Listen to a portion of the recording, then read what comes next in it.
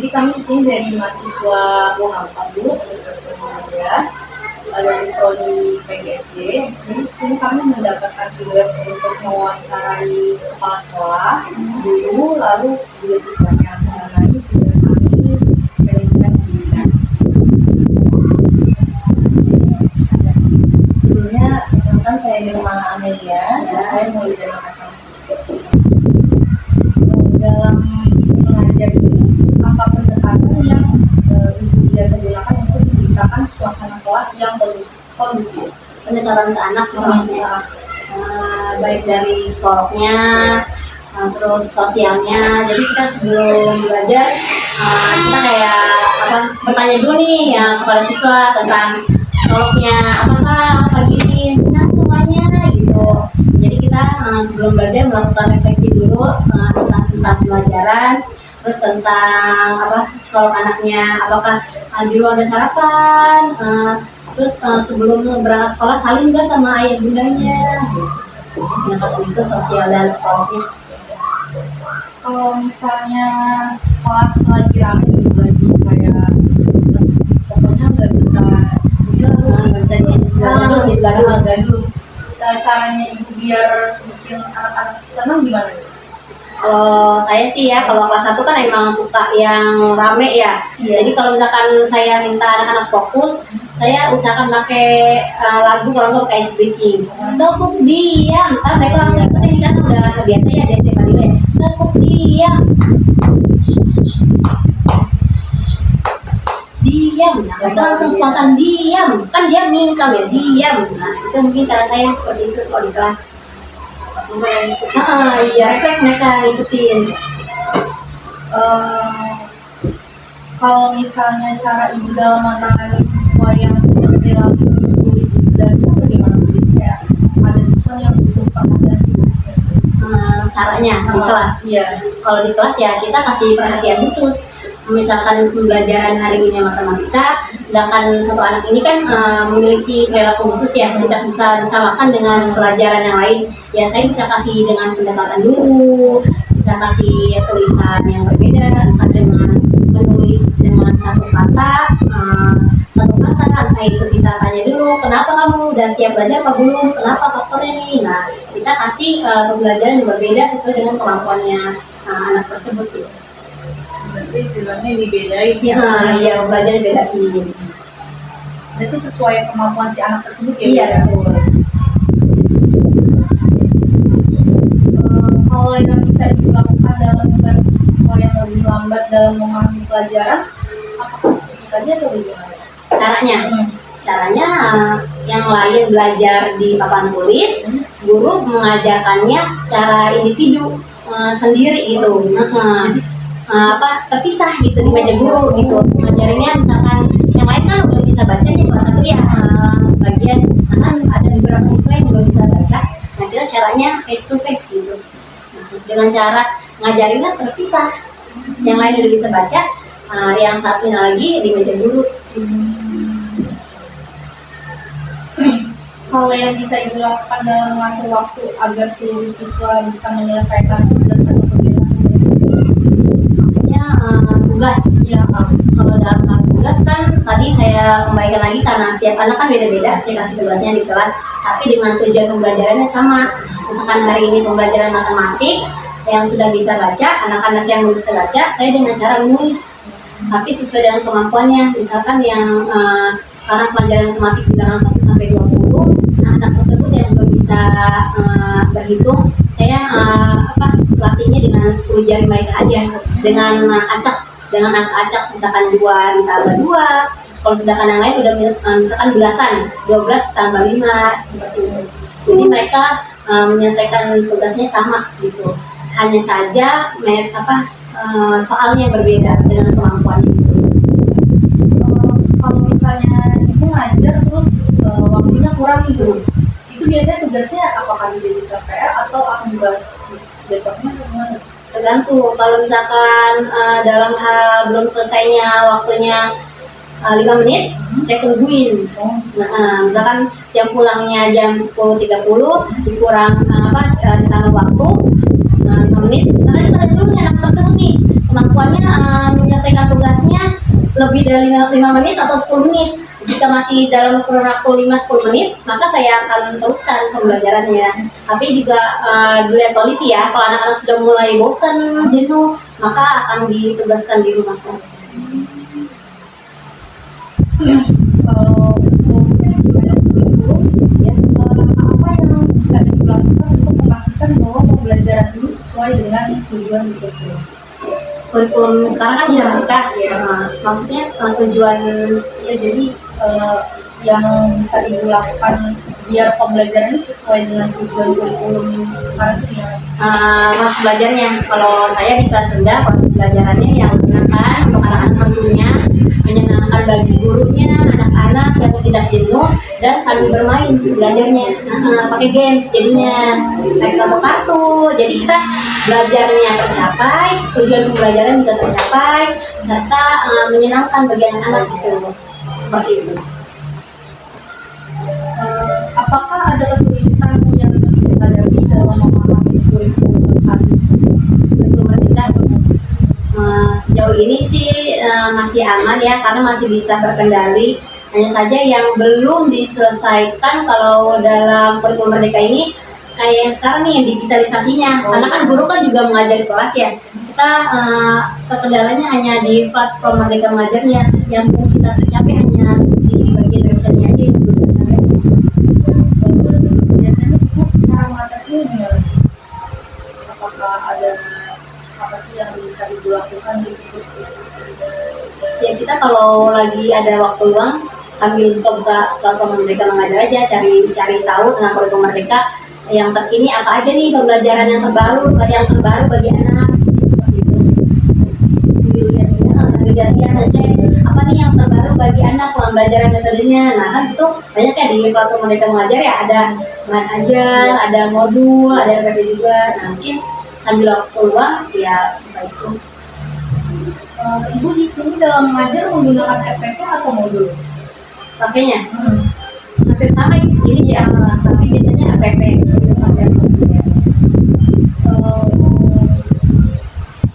Gimana caranya ibu ini mengidentifikasi kebutuhan siswa dalam dan juga mengintegrasi ke dalam perencanaan kurikulum? Sebelum belajar perencanakannya, mengidentifikasi anak tersebut ya untuk dalam keseharian. Kita lihat aja dalam keseharian, misalkan pembelajaran dari tema pertama, dikasih anak sudah mampu mempelajari tema pertama, maka bisa kita identifikasi anak tersebut mampu ke pembelajaran berikutnya. Tapi jika anak tersebut masih terkendala nih, masih belum bisa berhitung, misalkan dari bilangan 1 sampai 20, maka kita tetapkan masih di materi materi sebelumnya. Dalam manajemen sarana dan prasarana, apakah sarana yang ada di sekolah ini cukup memadai dalam mendukung pembelajaran dari sekolah? Cukup memadai karena sudah difasilitasi dengan fokus, terus adanya guru memiliki laptop tersendiri, jadi sehingga bisa fasilitas tersebut dipakai di dalam pembelajaran, bisa dengan menonton film, bisa dengan kartu-kartu slide yang sekarang ada di Merdeka Mengajar ya, bisa kita lakukan itu dengan fokus karena juga sudah cukup memadai. Tapi di sini ada laboratorium atau perpustakaan juga? Ada webnya di gedung sebelah. Ya, perpusat juga ada di gedung sebelah. Oke, tadi kan udah banyak ya istilahnya sarana dan prasarananya. Kira-kira kalau misalkan ibu gunain sarana itu, pengaruh belajar terhadap proses belajar siswa itu gimana? Apalagi menarik, lebih senang anak-anaknya, lebih semangat. Tentu ya kalau anak-anak kelas rendah ya, bagi saya kalau memakai fasilitas fokus menonton sangat berpengaruh baik bagi mereka. Mereka di satu sisi lain senang, tidak jenuh, tidak membosankan belajarnya, yang tidak hanya menonton di papan tulis dan itu saja. Jadi mereka bisa menonton dengan cerita matematika, kan ada sekarang ya cerita matematika, nah mereka bisa dengarkan dan bisa langsung berinteraksi dengan guru. Terus kira-kira ada nggak sih Bu yang istilahnya jadi kesulitan dalam ibu mengajar saat menggunakan sarana prasarana tersebut? Selama ini baik sih, aman. Aman Ya. ya, selagi anak-anak pada senang Ya, ya. Kira-kira apakah ibu pernah terlibat kayak memberi kesempatan untuk memberikan masukan dalam perencanaan keuangan sekolah? Dalam pernah Jadi guru ikut dilibatkan ya Bu ya? bukan dilibatkan, jadi didengarkan gitu masukan dari guru apa aja nih yang kurang dalam proses pembelajaran. Kita kan butuhnya di kelas infokus. Nah, kita dari pihak sekolah nih berarti kan menyediakan gitu, mengupayakan agar fasilitas yang guru pakai kita penuhi gitu. Kira-kira ibu ini ngerasa pendapat atau saran guru itu diperhitungkan nggak dalam penyusunan anggaran sekolah? Jadi dalam anggaran guru dilibatkan dalam proses belajar. Atau pendapatnya ada? Oh iya, diperhitungkan pastinya. Karena kan kita kan di sini pendidik juga membutuhkan kebutuhan di kelas kan, sarana prasarananya kita tentu harus dipertimbangkan. Sebenarnya ini ada gimana ya? Menurut ibu, kira-kira manajemen keuangan di sekolah ini sudah transparan dan akuntabel atau enggak? Transparan ke guru, sudah transparan. Berarti istilahnya semua guru tahu ya tentang masalah di sini pengeluaran pemasukannya. Nah, kira-kira sekolah ini kadang mengalokasi dana itu untuk pembangunan profesional seperti pelatihan atau seminar bagi guru ya Ibu? Ada. Jadi setiap yang guru dipilih untuk melakukan pelatihan ya, untuk workshop pendidikan sekolah ada transportnya. Setiap yang keluar kan dinas luar ya namanya ya kalau guru kalau pelatihan.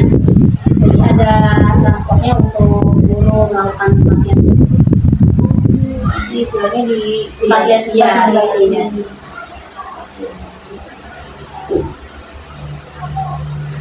Kira-kira dalam manajemen hubungan sekolah dengan masyarakat, apa Ibu merasa terlibat dalam kegiatan program sekolah yang berfokus pada hubungan dengan masyarakat? Karena kan kita lingkungan di sini banyak kan anak-anak pendidikan juga. Nah tentunya kita guru juga harus berhubungan baik, timbal baik gitu menyapa masyarakat. Terus ada yang sakit kita berkunjung ke wali murid, itu menjaga hubungan baiknya katanya. Ya kayak misalkan buat patung-patungan Ya, nah, jadi kalau ada yang sakit, itu antara anaknya, antara ibunya. Kira-kira gimana tuh sekolah mengajak orang tua murid supaya menjalin kayak seperti sekolah mengajak orang tua murid itu lebih terlibatan dalam proses mengajar sekolah. Kalau orang tua mengajar tidak, tapi kalau mengajar dari guru ke wali murid dalam proses kegiatan di sekolah pernah. Contohnya kayak misalkan kemarin maulid, kan ada acara maulid ya Stefania. Tentu kan kita guru tidak hanya siap siaga, tentu kan ada yang bagian koordinator menyebut penceramahnya, koordinator dapur. Nah tentu kita melibatkan komite sekolah. Itu yang dimaksud mungkin Kira-kira apa peran Ibu sebagai guru dalam menjalin hubungan baik dengan orang tua dan siswa? Dalam hal wali murid, kalau saya tentu pertama misalkan ada anak atau keluarga yang berduka, tentu kita sebagai guru harus memperhatikan dong, harus punya rasa empati yang tinggi. Nah tentu menjalin hubungannya dengan ya kita melayani ke rumahnya, apabila sakit kita menyebutnya gitu. Kalau dengan siswa ya kita dalam keseharian kan sudah terbiasa tatap muka ya, kita saling menyapa apa kabarnya hari ini, seneng nggak, sarapan gitu. Berarti sama kayak tadi ya Ibu ya. Oke. Kalau dalam supervisi pendidikan Ibu ya, menurut Ibu seberapa pentingkah supervisi pendidikan dalam mendukung kinerja kerja guru? dari kepala sekolah ke pendidik. Sangat penting karena kan bisa kita lihat ya kemampuan guru dalam mengajar. Lalu jika kinerja tersebut sudah baik, maka ya harus dioptimalkan, maksudnya harus diistiqomahkan gitu dengan baik kalau kita guru tersebut sudah optimal dalam mengajarnya. Kira-kira apa yang menjadi harapan ibu dari supervisi pendidikan yang dilakukan di sekolah ini? Maksudnya dari kepala sekolah ke guru, Harapan ibu terhadap supervisi di sekolah ini? ya agar menjadi pribadi guru yang lebih baik gitu.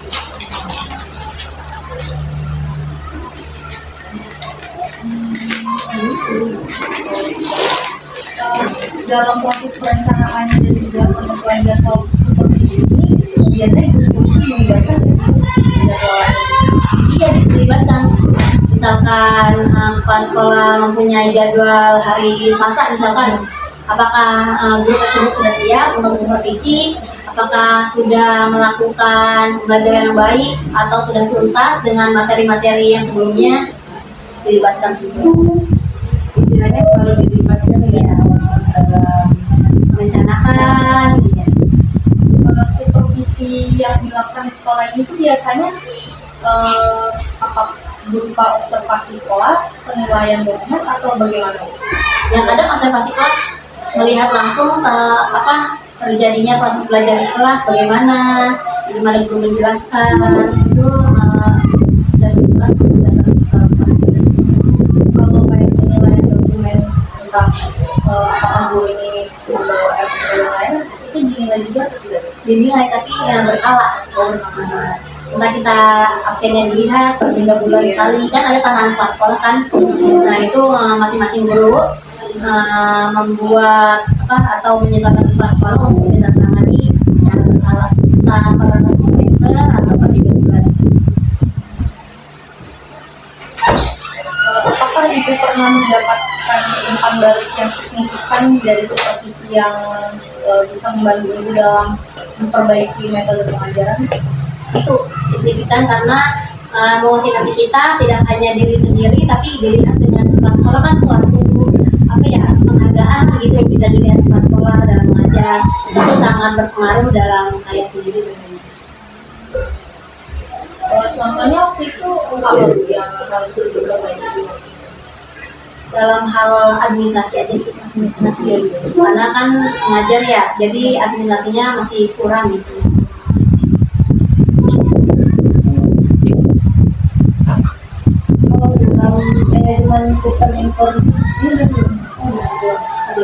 Kalau dalam manajemen informasi pendidikan itu Bu, menurut Ibu seberapa penting sistem informasi pendidikan bagi efektivitas pengelolaan sekolah? Informasi dalam hal misalkan KTS, Bisa nih kayak sistem informasi misalnya sekolahnya itu pakai kayak web sendiri untuk absen atau tes menggunakan link atau gimana gitu. oh itu pernah tes menggunakan web dari Merdeka Mengajar, jadi anak-anak mengisi dengan HP mereka masing-masing dengan link yang kita kirim.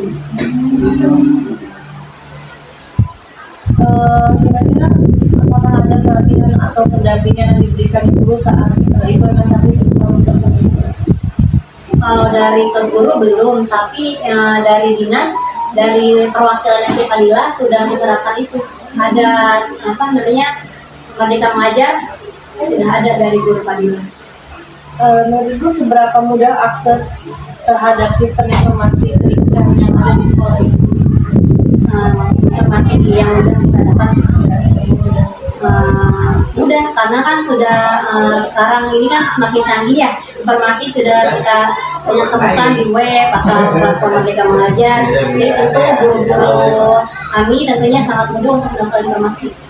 Sekarang udah ya, nanti kira-kira apa kendala Tidak ada sih.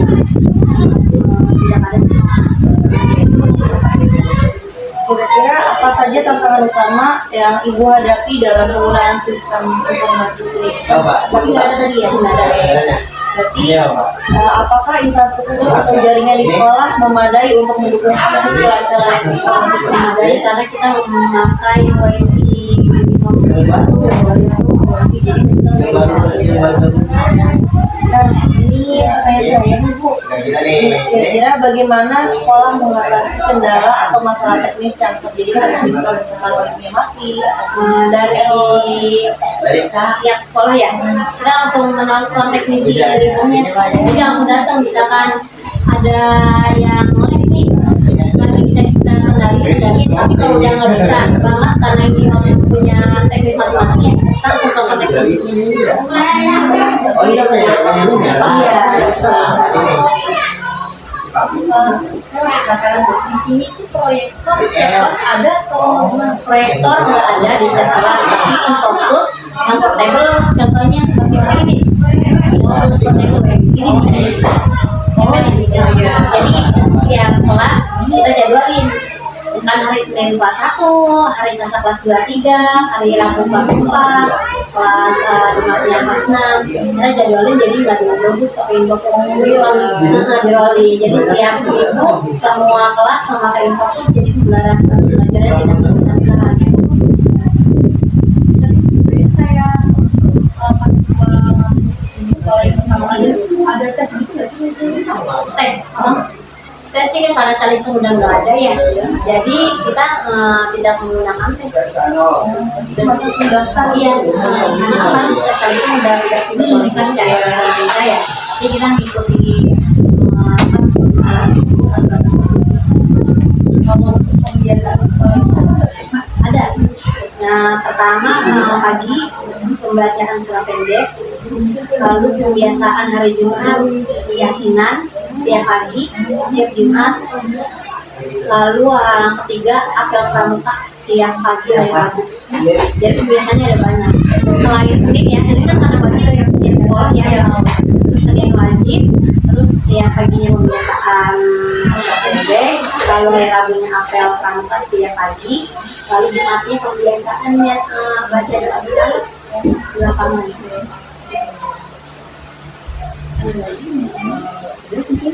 Ya. Sebelumnya terima kasih banyak ya sudah kami wawancara. Kami sudah mewawancarai Ibu Ida juga. Jadi kali ini kami minta izin untuk mewawancarai Bapak selaku guru kelas 2. Ya. Sebelumnya nama Bapak siapa Pak? Oke, nama saya Khairul Anwar. Khairul Anwar. Saya bertugas mengajar di kelas 6. Ya. Oke Bapak. Langsung ke pertanyaan aja. Ya, silakan monggo. Oke. Kira-kira pada manajemen peserta didik, apa pendekatan yang Bapak lakukan untuk menciptakan suasana kelas yang kondusif, Pak? Oke, kalau kondusif itu saya lebih menekankan pada pendekatan student center ya. Iya, alias berpusat pada peserta didik. Ya, jadi saya membiarkan peserta didik belajar, menemukan cara, menemukan solusi atas permasalahan yang ada, misalkan dalam beberapa pelajaran gitu kan. Nah, saya di sana saya sebagai fasilitator ya untuk menyediakan fasilitas apa yang dibutuhkan murid atau siswa untuk menjawab pertanyaan terkait materi pelajarannya. Jadi hampir sebagian besar berpusat pada siswa. Cuman mungkin ada beberapa kondisi ya, kan kita tidak harus selalu dari siswa ya, bisa juga dari saya, misalkan dari kayak ceramah itu kan berpusat di saya ya, kalau ceramah ya, kalau ceramah dari saya seperti itu. Kira-kira apa strategi yang bisa Bapak lakuin kalau misalkan ada siswa yang melanggar aturan atau menimbulkan gangguan dalam kelas kayak gaduh gitu Pak? Oke, yang pertama saya akan tegur dia dulu secara lisan. Kemudian kalau dia melakukan lagi, saya tegur kedua kali dengan menggunakan lisan juga, cuman posisi nada agak sedikit tinggi. Ya, kalau tadi kan mungkin agak pelan dikit ya. Nah, kalau pelan ini dia nggak bisa, saya pakai nada lebih tinggi. Nah, kalau dia mengulanginya lagi, saya lebih tinggi lagi nadanya. Nah, kalau yang keempat dia ulangi lagi, terakhir nih, jadi udah terakhir, saya mulai datangin tempatnya. Saya tanya, nah kalau begini, nah kemungkinan kalau misalkan masih ngeyel, ya saya mungkin akan menggunakan sedikit sentuhan fisik. Nah, kayak misalkan sedikit cewer ya, tipis-tipis lah gitu. Nah, semoga aja dia sih mengerti ya, mampu itu ya. Nah, karena kalau udah 4 kali, udah parah banget ya berarti ya, karena berarti orangnya nggak mau bebel ya, nakalnya tuh kebangetan ya, kayak gitu Bu.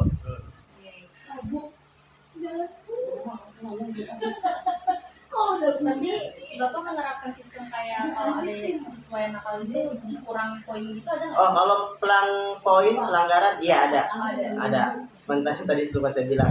Kalau saya tuh di kelas saya ada yang namanya skor. Skor gitu, skor pelanggaran, poin pelanggaran. Jadi misalkan di bulan Juni nih atau di bulan sekarang bulan Oktober ini dia misalkan terlambat nggak tepat waktu datang ke sekolah, itu ada tuh daftar poin pelanggarannya tuh. Kalau terlambat berapa poinnya, kalau nggak salah 2 poin ya gitu. Nah kalau misalkan diakumulasikan dengan beberapa pelanggaran kayak misalkan menyontek atau curang ketika ujian atau lagi ulangan ya, itu ada poinnya juga. Tadi tambah. Kalau sampai dia poinnya 20, maka saya peringatkan. Kalau udah 20 misalkan ke 30, nah saya langsung WhatsApp orang tuanya. Ya, ini anak-anak ibu begini. Nah, ya amit-amit kalau sampai 100, karena di situ peraturan saya kalau 100 DO keluar. Iya, ada soalnya di atas, soalnya kartu pelanggarannya ada di atas. Nanti keluar dari kelas. Atau gimana? Keluar dari sekolah. Nah, itu kan sebagai ini ya, biar skornya udah berapa nih. Iya, ada. Nah, iya. Nah, kemudian di akhir saya akan lihat siapa orang yang skornya paling bersih. Nanti di ending atau di pas di rapot, orang ini skornya bersih, alias dia nggak mau melakukan pelanggaran, saya kasih reward. Nih, selamat atas kamu belajar di sini tertib, kondusif, tidak melakukan kesalahan. Nah, jadi ini hadiah dari saya sebagai rasa terima kasih. Saya udah ngikutin peraturan. Iya betul, udah ini ya. Rewardnya apa? Kalau kemarin pas bagi rapot, saya ngasih coklat sih. Jadi ke makanan. Nah, cuma nanti untuk semester yang nanti kan bagi rapot ya Desember ya. Saya mau lebih ke arah yang berguna kayak misalkan alat tulis, buku gitu-gitu. Ya, biar dia bisa pakai juga. Oke. Kira-kira bagaimana Bapak mengatasi siswa dengan perilaku sulit atau kayak membutuhkan perhatian khusus? Perhatian khususnya kayak apa? Mungkin kayak si anak ini entah itu secara intelektual kurang atau gimana gitu Pak. Kebetulan di kelas saya ada ya yang seperti yang tadi ditanyakan, ada satu anak, dia itu memang dari kelas-kelas sebelumnya sampai di kelas saya sampai saya belajar itu memang mengalami kesulitan dalam membaca ya. Jadi kalau dia baca aja nggak bisa, itu gimana kesono-sononya gitu kan, yang kesono-sononya. Akhirnya saya sediakan waktu di luar jam pelajaran 30 menit sampai 1 jam untuk belajar baca. Ada yang seperti itu keterlambatan, karena kalau disuruh ngumpulin nih atau suruh saya ngedikte aja nih, itu dia udah kelabakan, udah lihat tadi apa gitu. Cuma kalau huruf ngerti, kalau huruf A B C D A sampai Z tahu dia. Cuman kalau mengeja, kalau dia membaca dari awal sampai sebaris aja gitu ya, itu belum bisa. Isi loading banget. Bahkan dia itu cuma tahu bacaan nama dia doang. Kalau saya kasih nama temen nih misalkan Abdan gitu ya, dia baca nih, dia nggak tahu, dia A B A lama gitu. Sedangkan kan kalau saya mau ngikutin dia, kasihan yang lain, bakalan kalah juga ya. Jadi saya harus mengikuti yang kebanyakan orang. Nah, alhamdulillah si kelas 6 pada bisa baca. Cuman ada yang spesial tadi yang seperti itu. Jadi saya harus memberikan waktu khusus untuk dia. Biasanya sebelum sekolah. Berarti cara ngajarinnya sekolah, kayak privat gitulah, tambahan privat kita ajarin. Sedikit ada perkembangan. Tapi sekarang udah lebih baik. Lebih better daripada awal-awal masuk. Terus caranya dia buat kayak UTS atau apanya gimana? Nah itu dia, itu konsekuensi dari tidak bisa baca itu. Cuman saya memaklumi ya, mungkin kondisi dia seperti ini. Saya kalau misalkan saya kasih ulangan kayak misalkan PTS itu kan pasti dia doang yang nggak bisa baca kan. Nah saya kasih tugas tambahan untuk pengurangan hasil ujian itu. Ya tadi bikin apa nama-nama Takutnya kalau saya pakai nilai PTS buat di ini dia pasti paling jelek, paling bocil pasti ininya, rankingnya peringkatnya pasti paling bawah. Berarti tugas tambahan itu berupa karya atau berupa tugas? Biasanya sih saya suruh ngerangkum. Kalau nulis baik bisa bagus, cuman ngebacanya ini, penulis bagus tapi tulisannya gitu. Cuman bacaannya kalau ngebaca ini kurang bisa. Gitu. Gimana cara Bapak ini mengatur supaya seluruh siswa itu dapat menyelesaikan tugas dan kegiatan belajar gitu. Jadi sebenarnya di kelas semuanya sudah selesai ya. Oh iya, kayak tadi ya. Di kelas saya peraturan itu begini, Bu. Kalau belum selesai, belum boleh istirahat. Jadi itu sampai benar-benar serius. Kalau dia bercanda nih, padahal yang terkait juga saya bilang, lihat jam. Jangan jam, oh iya. Jadi kayak udah jam segini harus istirahat. Karena ada beberapa awal-awal dia itu karena nyepelein waktu, ya kan, karena malah bercanda, malah ngobrol, dan akhirnya dia yang lemparin jajan pada minyak, dia masih nulis, ngasal sendiri, gitu. Jadi karena ya itulah salah satu cara lah. Sama satu lagi ada, kalau saya itu di kelas saya mengikuti aturan tuh, kalau nggak 100 nggak boleh pulang. Nilainya nggak boleh pulang. Ada yang artinya dia langsung berusaha, terserah dia mau caranya bagaimana. Cuman kalau nyontek gitu misalkan nyontek, dia bilang kamu nyontek ketawa nanti pas ujian pasti nggak bisa apa-apa. Iya. Sekarang kamu berleha-leha deh mau pulang duluan karena ada 100 gitu ya. Tapi di akhir lihat bagaimana apakah karena pernah begitu 100 atau minimal tugasnya kelar. Jadi kalau di kelas saya itu nggak ada PR karena dia lama ngerjainnya, dikelarin dulu sampai kelar baru dia boleh pulang. Jadi kan biasanya kan ada tuh kalau misalkan ini belum kelar berarti buat PR di rumah ya gitu kan. Rasanya enggak, saya habisin hari itu, saya habisin mau jam 1:30 mau kita ngaret gitu ya, pulangnya ngaret, mau orang punya nungguin di bawah di lapangan kok belum pulang, lagi ikut ini belum kelar intinya tugasnya lama gitu. Berarti yang ini kelar ya. Ini kelar ya. Biar gak ada tunda-tunda di rumah. Iya betul.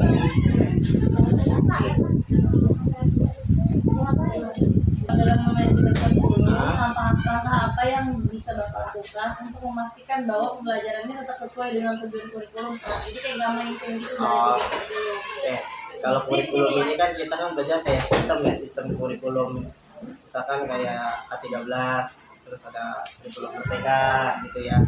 Itu namanya KTSP gitu kan. Nah, kalau di dalam kurikulum ini kan banyak banget turunannya.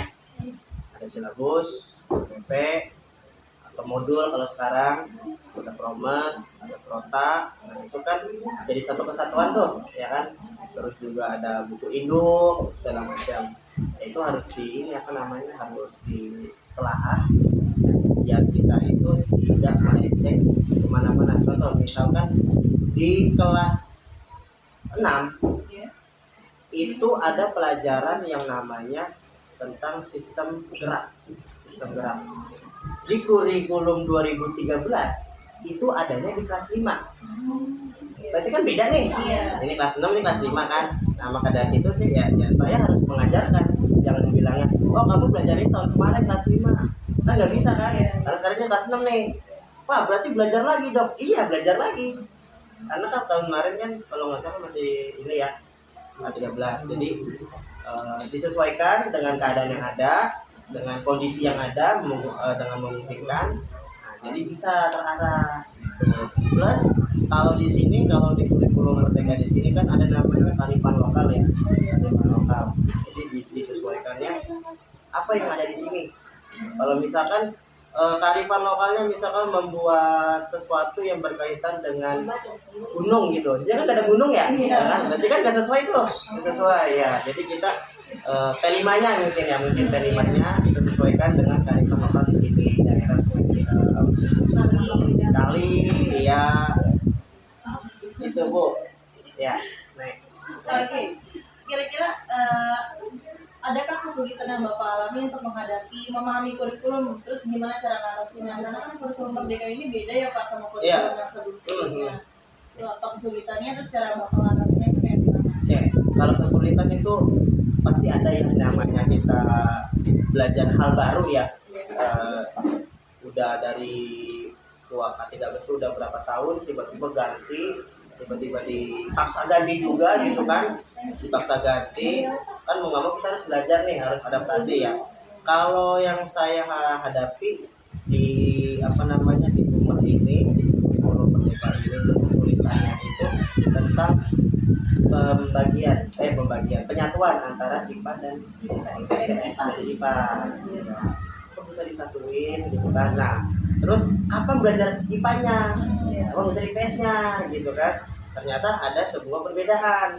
Ada sekolah yang menerapkan IPA-nya itu di semester 1, terus IPS-nya di semester 2, sistem blok, iya. Atau ada juga begini, bab 1-nya IPA, bab 2-nya IPS, bab 3-nya IPA lagi, selang-seling gitu, ya kan? Nah, saya bingung di situ. Nah, alhamdulillah sih ada kalau solusi cara mengatasinya ya kan saya ada gabung grup ya, saya ada komunitas di WhatsApp, gabung grup tentang bagaimana cara mengatasi itu, ya kan? Terus dengan juga belajar di akun ini PMM-nya tuh, ya kan bisa ya. Nah, jadi IPAS, IPA, IPS duluan mana sih kira-kira yang mau diduduin? Apa kita ikut aturan buku atau ikut aturan bagaimana? Karena di buku itu ada bab 1 IPA, bab 2-nya IPS.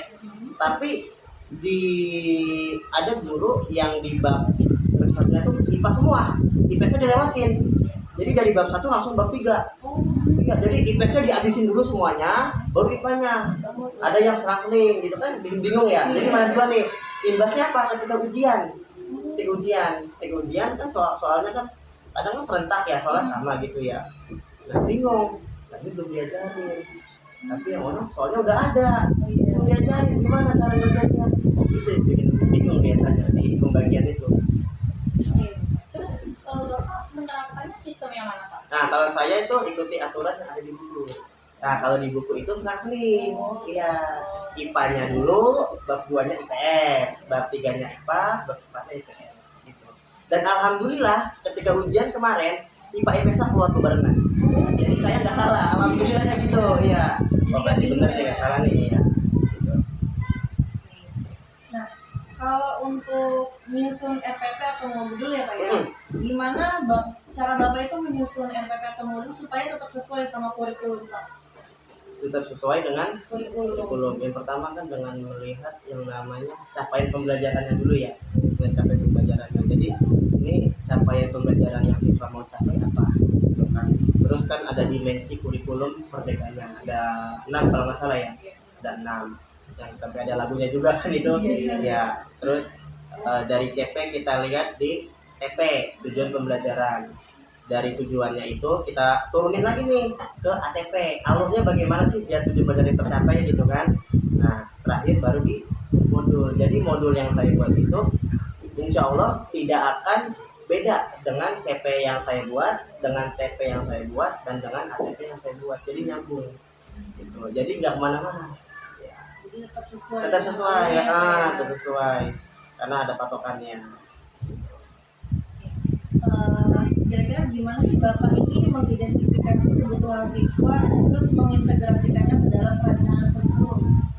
Oke, kalau kebutuhan siswa itu pertama awal-awal saya itu melakukan yang namanya asesmen ya, asesmen diagnostik. Diagnostik.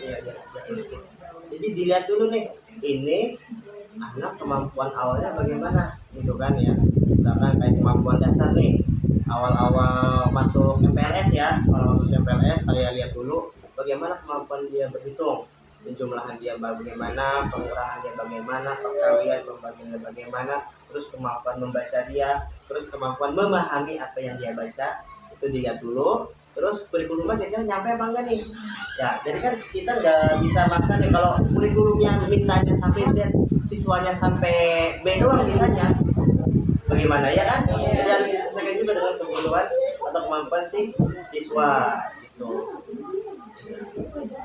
Nah, ini lanjut ke tentang sarana dan prasarana ya, Pak, ya. Sarana prasarana. Dalam memanajemen sarana dan prasarana, kira-kira apakah sarana yang ada saat ini kayak seperti buku atau peraga, laboratorium, perpus itu sudah cukup memadai untuk kebutuhan belajar siswa, Pak? Alhamdulillah sih sudah memadai ya, sudah tersedia. Siswa tidak kesulitan, siswa tidak merasa dia nggak punya buku atau apapun karena bukunya tersedia dan memang harganya juga lumayan terjangkau, jadi terjangkau oleh semua kalangan lah. Tapi itu yang ada kegiatan misalnya Bapak membawa siswa-siswa untuk Keluar gitu. Ada. Kayak misalkan kalau kemarin ya ada di pelajaran IPAS, ada pelajaran IPAS kemarin itu tentang benua ya, benua. Kan kita nggak mungkin ke seluruh benua tuh, ya kan?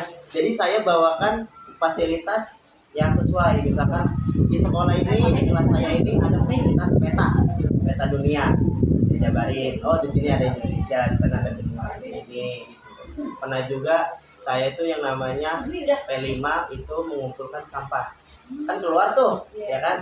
Terus di kategorikan organiknya mana, anorganiknya mana, yang sampah limbah B3-nya bagaimana.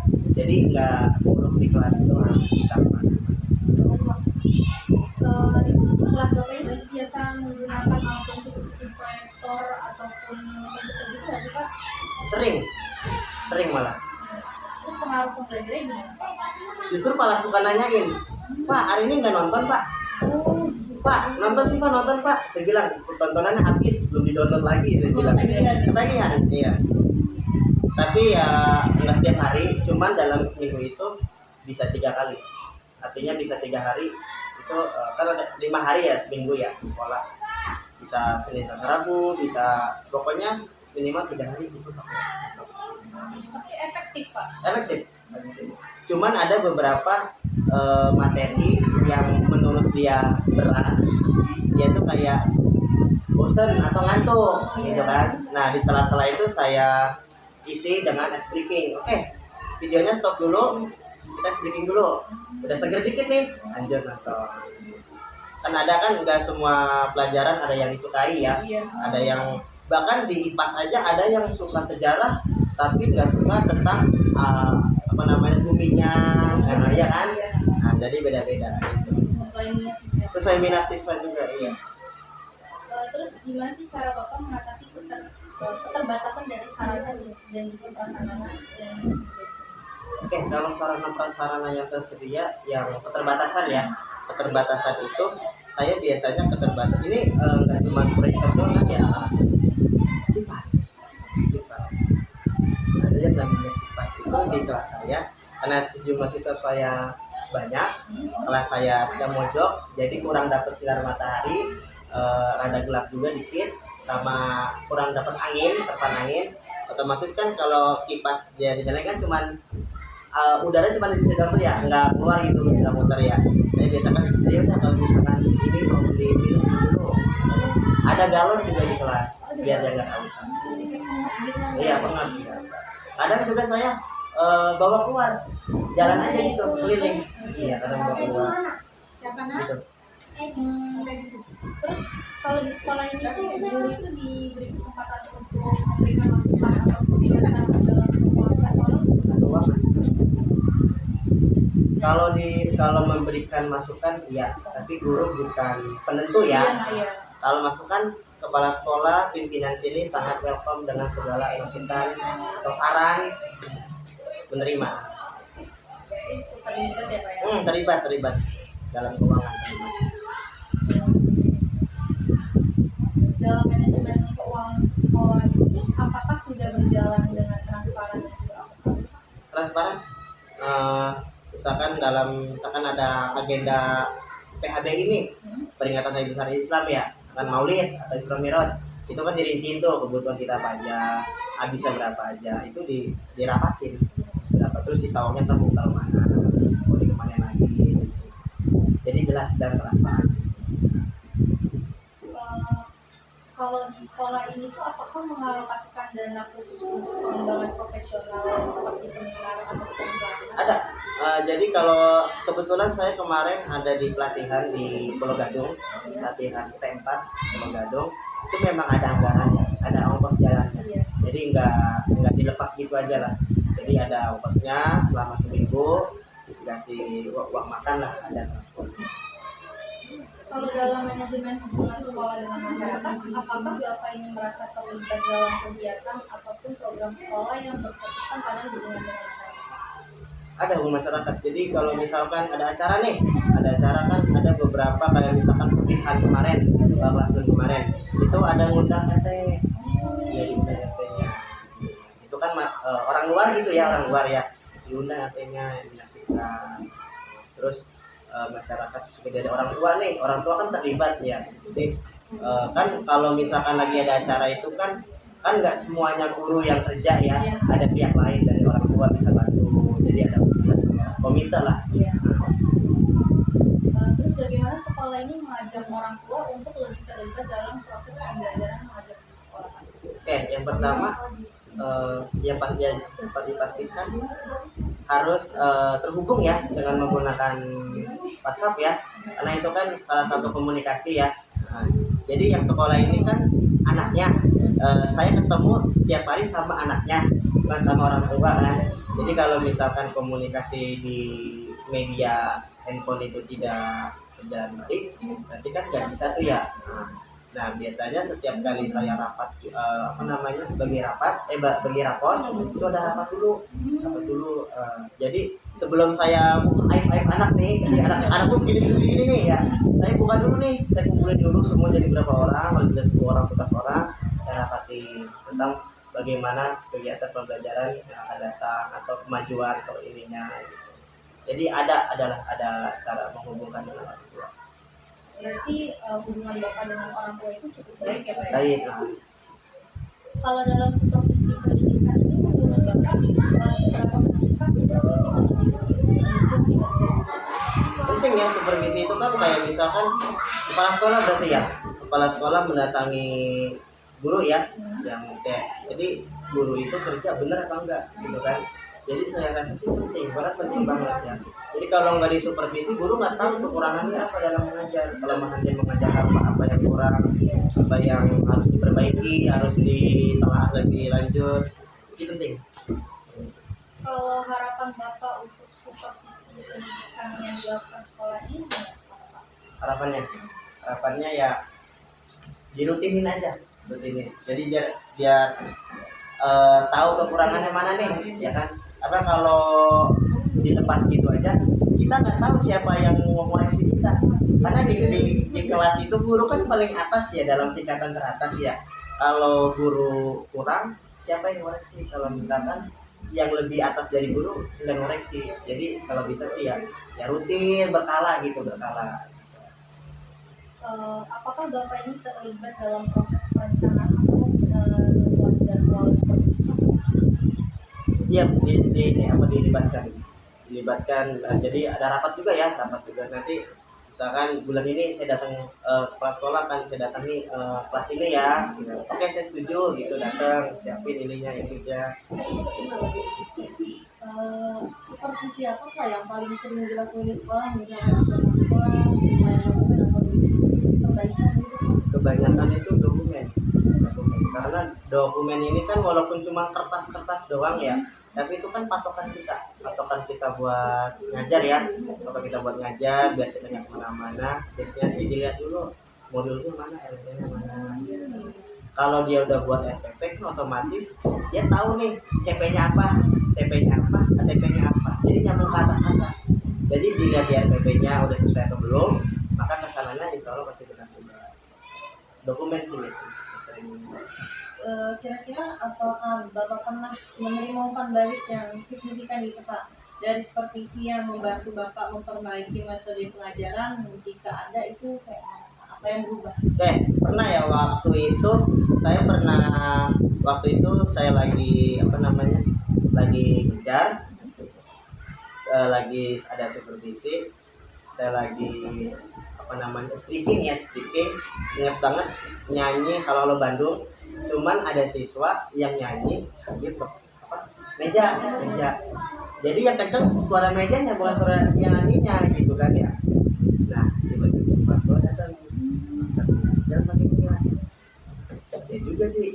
Sampai sekarang saya nggak ada lagi.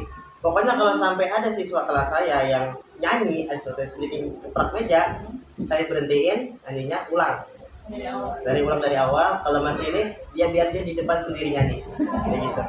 Pernah kayak gitu soalnya. Dalam manajemen sistem informasi sekarang ya Pak ya, Hmm. menurut Bapak seberapa pentingkah sistem informasi pendidikan bagi efektivitas pengelolaan sekolah? Penting ya, efektif ya. Jadi ini kan tadi sistem pendidikan ya, sistem pendidikan.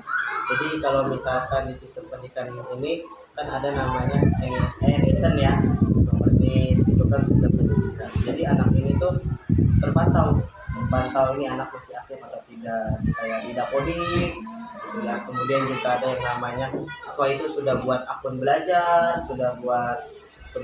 jadi sudah bisa membantu efektif. Penting, jadi penting ya, penting. Sistem pendidikan dari online itu penting. Apakah sekolah Bapak ini menggunakan sistem informasi pendidikan untuk manajemen data siswa, misal kayak kehadiran, penilaian, jika iya itu apa yang Bapak lakukan?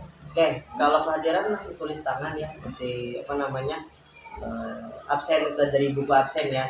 Cuman kalau misalkan dia tidak hadir, biasanya saya kasih pilihan kirim surat atau via online. Cuma kalau via online melampirkan buktinya, misalkan sakit nih, kehadiran sakit, berarti kan harus melampirkan bukti kalau dia sakit, biasanya berupa foto anak. Atau kalau misalkan rumahnya jauh tapi dia berobat, kan biasanya ada foto obatnya tuh atas nama dia atau surat sakitnya difotoin kayak gitu. Kalau misalkan ada absensi gitu. Apakah ada pelatihan atau pendampingan yang diberikan kepada guru saat implementasi sistem baru? Ada pelatihannya. Jadi waktu itu kan siswa belum bikin akun belajar ya. Ya, sistem baru ini kan memaksa atau mengharuskan setiap siswa ada bikin akun belajar. Nah, itu ada pelatihannya. Jadi ada di Zoom, saya dikasih link Zoom. Nih, gini nih cara buat akun belajar buat khusus akun siswa ya, akun anak gitu ya. Terus bagaimana cara mengaktifkannya itu diajarin. Ada pernah lewat Zoom, pernah lewat sini juga pernah, jadi guru-guru rapat terus dipimpin oleh Pak Ketua Yayasan bagaimana cara ngaktifin akunnya juga. Jadi bisa ada gitu, ada pelatihan. Kalau untuk informasi pendidikan tersebut, apakah mudah diakses atau bagaimana? Mudah banget, bisa lewat HP, bisa lewat laptop, bisa juga lewat manapun lah, bisa lewat komputer, lewat ya dimanapun kapanpun bisa lah seperti itu. Apakah Bapak merasa sistem tersebut itu mudah digunakan dalam keseharian sebagai guru? Jika tidak, apa kendalanya? Mudah ya, membantu juga ya, membantu. Karena ada di aplikasi PMM itu apa yang saya cari pasti ada. Misalkan di kolom search ya, di kolom pencarian misalnya saya cari LKPD matematika bilangan bulat, ada situ tuh. Nah, cari ada referensinya, saya cocokkan dengan kondisi di kelas, saya terapkan, bisa. Jadi membantu. Jadi tidak ada kendala sih. Berarti nggak ada kendala ya, Pak? Membantu. Kalau untuk infrastruktur jaringan di sekolah ini, apakah cukup memadai dalam mendukung akses kelancaran sistem informasi? Oke, lancar ya, di sini menggunakan WiFi. Ada 2 jenis WiFi, karena ini gedung 1, di sana ada gedung 2. Jadi kalau misalkan saya di sini ada WiFi, di sana pun pakai WiFi gedung sana. Jadi aman ya, dan kencang juga sih, kencang. WiFi-nya kencang juga. Ini pertanyaan yang terakhir, Hah? bagaimana sekolah ini mengatasi kendala atau masalah teknis jika terjadi pada sistem? Bagaimana sekolah ini mengatasi kendala atau masalah teknis yang terjadi pada sistem? Kayak WiFi Oh iya, yang pertama-tama kan misalkan lagi online nih, tiba-tiba nggak ada jaringan ya, nggak ada jaringannya, kita lihat dulu nih, ini entah yang error itu HP-nya atau laptopnya atau jaringannya. Kalau misalkan yang error itu jaringannya biasanya di sini pabrik teknik sini. Sering mau dapat teknik di sini. Iya. Berarti kan sering rusak ya? Sering rusak. Iya betul, sering rusak. Tapi cepat, artinya tidak butuh waktu lama kita nggak terkoneksi. Jadi wifi itu error, sejam kemudian langsung datang. Jadi nggak mau lama-lama lah errornya gitu, segera diperbaiki. Kayak gitu. Teknisnya sedang. Sehingga ya peduli juga sih di sini sama internet lah. Udah, cukup. Satu lagi.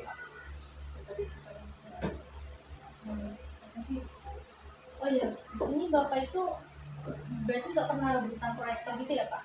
Alhamdulillah saya punya sendiri. Oh, Jadi gini ceritanya. Ini kan proyektor kan ada satu doang ya. Iya. Kalau punya sekolah seperti itu kan proyektor itu Iya. ada ya. Kalau saya harus punya sendiri. Waktu itu belinya patung-patungan dari kelas 6 tahun lalu. Jadi saya kan kelas 6 nih. Tahun lalu saya di kelas 6 juga. Saya kumpulin uang kas. Itu uang kas 3 bulan nggak saya pakai sama sekali.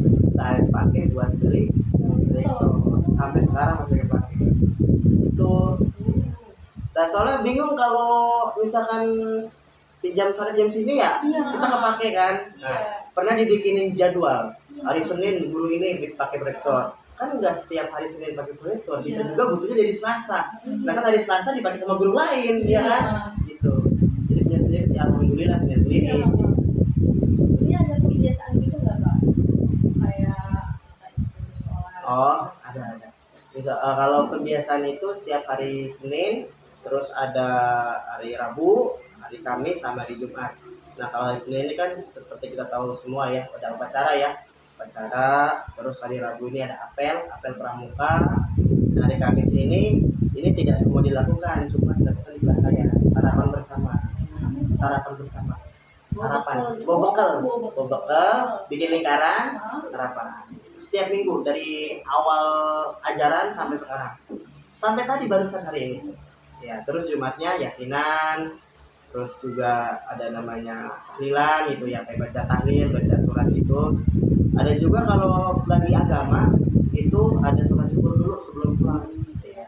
Kalau kelas saya agamanya hari Senin, jadi Senin saya sholat syukur dulu berjamaah sama anak-anak itu. Kalau untuk sarapan bersamanya itu jam berapa ya Pak? Kalau saya jam 7. Jam 7. Jadi awal banget gitu ya? Awal banget. Nah, cuman kadang kan ada beberapa perut yang gak nerima sarapan ini ya. Iya. Nah, jadi saya ini saya disclaimer kan, yang misalkan sarapannya itu nggak biasa pagi atau agak siangan, kamu sarapan aja, tapi nggak usah dihabisin, nggak masalah. Yang penting 1 suap 2 suap masuk, nggak masalah. Yang penting momen kebersamaan. Iya, itu momennya, kan itu yang penting itu. Pernah juga sih ada yang kayak yang nggak bawa, berarti kan dia kan mulutnya mingkem tuh, nggak makan kan. Iya. Akhirnya ya udah saya pakai uang kas, nih beli roti nih. Ya. Entah duitnya ketinggalan, entah bekalnya ketinggalan. Gitu. Iya, kayak gitu kalau di pasarnya. Mungkin sedikit saja yang bisa kami tanyakan Pak. Iya. Sebelumnya terima kasih banyak Bapak sudah bersedia untuk kami wawancara. Sebelumnya nama Kakak siapa? Susiani, kelas 6. Waktu si masuk ke sekolah ini tuh ada tesnya atau enggak? Enggak ada, jadi langsung daftar, isi formulir gitu. Kalau menurut Lucy pas selama mengikuti kegiatan belajar di sekolah, apakah nyaman atau enggak? Nyaman. Asik ya gurunya ya, ada nonton film ya, main Enggak. kadang-kadang ya. Terus interaksi Lucy sama guru Lucy bagaimana interaksinya? Kayak mungkin kayak lebih dekat atau gimana ya? Cara belajarnya baik ya atau menyenangkan gitu sih. Apakah Lucy merasa didukung saat pembelajaran sama terus gimana sih caranya Pak Anwar menerapkan aturan di kelasnya Lucy? Apakah ada sanksi atau gimana?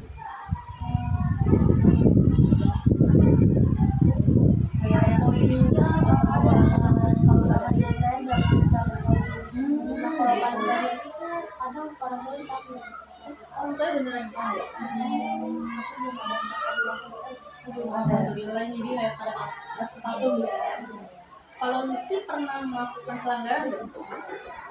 Ini sih waktu itu beberapa belajar Pernah. belum catat tuh kamu. Oh iya. Beruntung berarti ya. Iya. Menurut Lucy materi pembelajaran di sekolah ini tuh sudah sesuai sama yang Lucy minta nggak sih? Kayak enggak atau materinya enak atau gimana?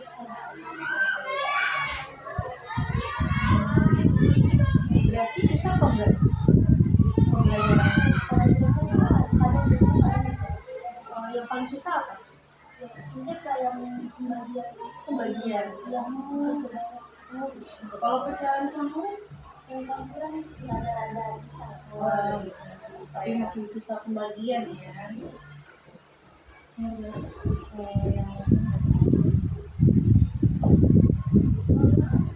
Untuk metode pengajaran sendiri, Pak Anwar ini menyampaikan materinya itu menarik atau enggak? Lucy? Menarik.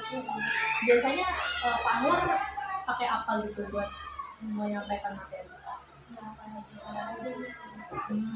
Tapi ada diskusi kelas gitu nggak sih? Lucy? Oh, tapi ada ya. Terus kalau misalkan kita kan pembelajaran aku terus nilainya kurang nih, ada evaluasi nggak kayak remedial gitu? Susah nggak kira-kira remedial itu? Ada itu aku belum pernah latihan itu. Oh belum pernah. Oh alhamdulillah ya, berarti bentar ya, masya Allah banget ya. Keren tahu. Oke. Kira-kira Lucy ini ngerasa nggak sih kalau fasilitas yang udah disediain itu kayak memadai, kayak proyektor, apalagi tadi Kayak ada perpustakaannya, bukunya banyak atau gimana? banyak. Lucy sering belajar di situ. Oh, belum pernah ke situ. Tapi kalau laboratorium ada lab gitu lab. Lucy pernah ke situ? Oh, gitu. Itu materi apa Lucy? Waktu itu belajar apa? ANBK. Oh, ANBK. Terus kadang gantiin kelas 5 yang kurang. Oh, gitu. Kalau misalkan kondisi di ruang kelas itu gimana? Apakah nyaman? Apakah kurang? Apa gimana gitu? Kadang anak waktu susah Gitu ya. Jadi berisik ya. Tapi amore itu kan ya kayak istilahnya apa? Ngedesin gitu ya. Biar nggak berisik lagi. yang berapa Tapi kalau cewek-cewek itu kadang-kadang doang sih waktu itu si Alia itu iya.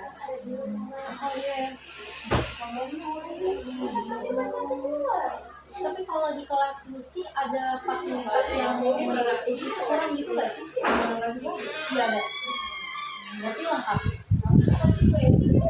Soalnya tadi saya wawancara Pak Anwar ya, katanya kurang apa? kipas. Benar atau enggak? Iya itu sudah orang yang teman saya yang di Oh iya. Berarti kalau Lucy duduknya emang di mana? itu yang nggak punya kipas. Panas nggak? Panas banget. Panas banget ya berarti ya, berarti kurang situ ya. Kalau untuk kondisi meja sama kursi terus papan tulis, apakah rusak atau gimana? Oh enggak, berarti bagus lah, masih bisa dipakai ya. Palingan ada coret-coretan dikit ya. Oh iya. Menurut Lucy ada fasilitas yang perlu diperbaiki nggak sih di kelas Lucy? Selain kipas, selain kipas deh. Kan ya. Cat.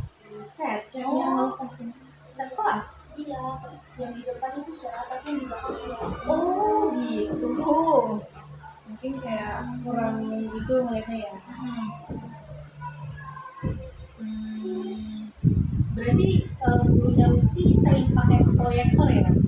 Nah, kalau kita jalan kipas. Oh, untuk pembelajaran kipas doang? Tapi kalau sekarang enggak deh. Soalnya kan lagi belajar asal. Berarti sekarang udah lebih jarang gitu pakai proyektornya. Berarti proyektornya difokusin ke pembelajaran pas aja. Pas aja. Sulit gak sih belajar pas? Kan kita juga mulai pas sama Enggak. gampang ya. lebih gampang. Tapi Lucy merasa puas nggak sih menggunakan fasilitas yang ada di kelasnya Lucy itu? Puas aja ya. Di kelas Lucy ini ada internet ataupun media pembelajaran digital nggak sih? Komputer atau apa itu di kelas ada nggak? Nggak ada. Wifi ada nggak? Nggak ada ya. Berarti nggak boleh bawa HP ya? Oh iya, nggak boleh bawa HP. Tapi di sini ada komputer nggak Lucy? Oh ada. Di samping Di sekolah ini tuh ada KJP gitu nggak sih? Ada. Di sini dapat atau dapat? Itu biasanya apakah untuk pembayaran SPP atau bagaimana Lucy? Biasanya KJP ini tuh biasanya Lucy gunakan untuk bayar SPP di sekolah ini atau enggak? Biar Berarti kebutuhan ya, kayak beli tas. berarti gitu ya. Kalau untuk di sekolah ini ya Lucy ya, pakai web gitu nggak sih untuk mengakses tugas gitu? Jadi kayak Lucy ngerjain soal tapi di internet gitu loh, pernah nggak? Kayak di Google. Di Google, Nah, ini. di Google gitu. Sejauh ini. kalau ini sih cuma kayak doang ya sudah di Google. Oh, cuma suruh nyari di Google ya. Berarti belum pernah kayak ngerjain langsung di link itu belum pernah. Link itu belum. Ribet nggak kalau yang di Oh lebih gampang, informasinya banyak ya. Menurut lu sih enakan oh iya, Tadi kan Lucy bilangnya nggak pernah pakai link ya. iya, tapi di kertas. Di kertas ya. Menurut Lucy, di sini kan ada pembiasaan ya katanya ya, kayak apa sih namanya sholat atau Itu setiap pelajaran agama. itu pembelajaran agama doang ya berarti. Tadinya itu kalau sudah mau masuk kelas itu harus baris, tapi kan karena kami di luar jadi nggak baris lagi. Oh udah nggak baca lagi. Tapi di sini ada kebiasaan kayak misalnya literasi bersama gitu nggak sih? Terus ada setiap hari? Ada kali? Enggak setiap hari apa?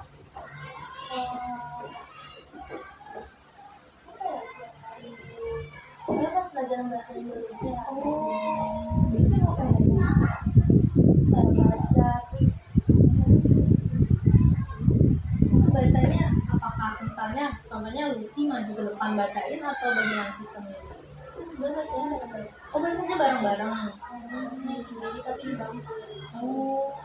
Itu berarti khusus di kelas gitu ya Lucy ya, bukan di lapangan gitu ya?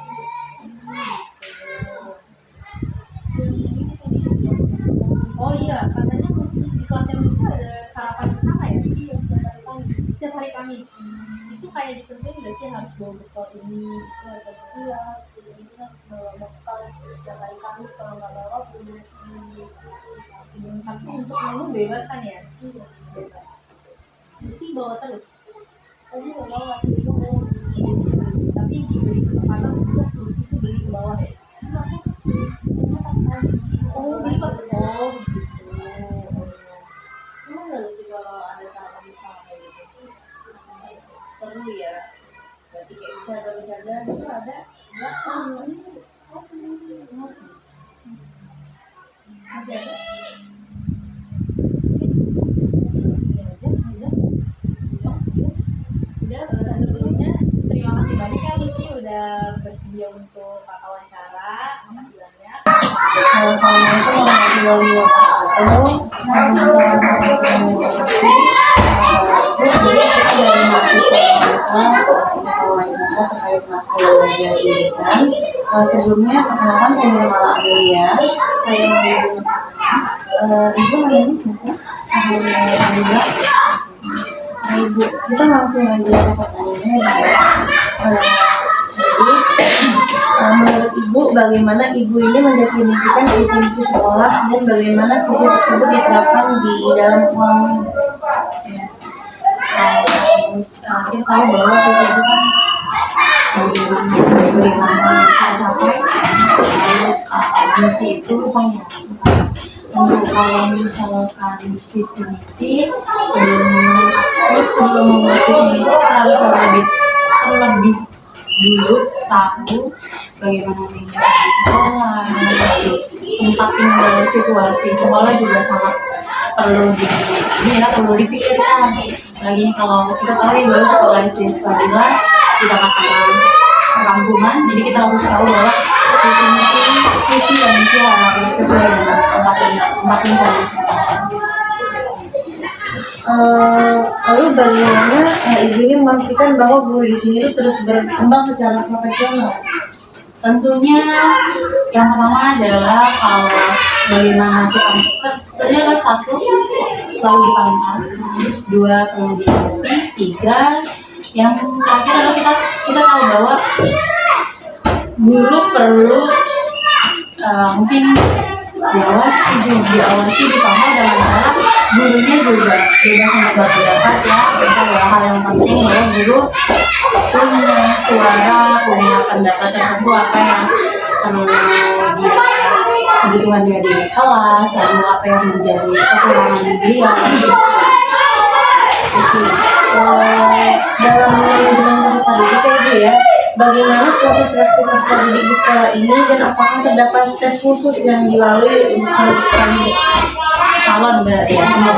Kalau swasta kita tahu bahwa tidak ada persyaratan khusus, seperti negeri. Swasta mungkin hanya syarat-syarat seperti syarat tertulis saja ya, kayak entah itu apa ya kartu keluarga, KTP orang tua yang tentunya terkait dengan orang tua yang disebutkan dari data siswa. Tidak ada syarat, tidak ada tes tertulis Apakah kriteria utama yang menjadi pertimbangan dalam penerimaan siswa baru di sekolah ini? Kriteria pertama adalah dia mampu untuk memenuhi syarat tidak baik. Syaratnya yang pertama adalah satu tadi kan secara biodatanya, lalu data-data orang tuanya, lalu yang paling penting adalah sebelum siswanya kita tanya ke orang tua terlebih dahulu apakah mampu untuk memenuhi syarat sekolah. Kalau swasta paling penting adalah syarat yang pertama. Tapi untuk umur atau siswa nggak ada secara spesifik umur harus apa. Oke. Bagaimana kebijakan sekolah dalam menangani peserta didik yang mengalami kesulitan belajar atau memiliki kebutuhan khusus, mungkin bisa yang disleksia ataupun anak inklusi gitu. Disabilitas ya, anak luar biasa sekarang kesulitannya. Kalau swasta tidak ada program khusus inklusif, tidak ada, selama anak tersebut masih bisa dikontrol di kelas oleh gurunya. Lalu yang paling penting adalah orang tua masih bisa ikut kerjasama apa yang menjadi kebutuhannya. Lalu yang paling utama juga gurunya masih bisa mengontrol anak tersebut di kelas, anaknya juga bisa ikut kerjasama selama proses pembelajaran itu masih bisa dikontrol, masih bisa. Berarti di sini nggak ada murid yang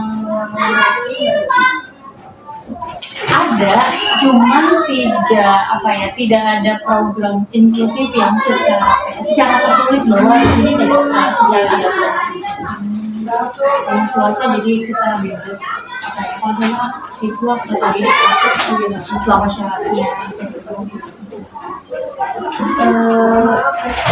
mengenai manajemen kurikulum ya Bu ya, bagaimana struktur kurikulum ini diterapkan di sekolah ini? Yang paling pertama adalah menerapkannya satu, sekolah kita sudah bisa dikatakan bahwa sekolah yang punya nama, jadi kita sudah cukup bisa bekerja sama dengan pusat.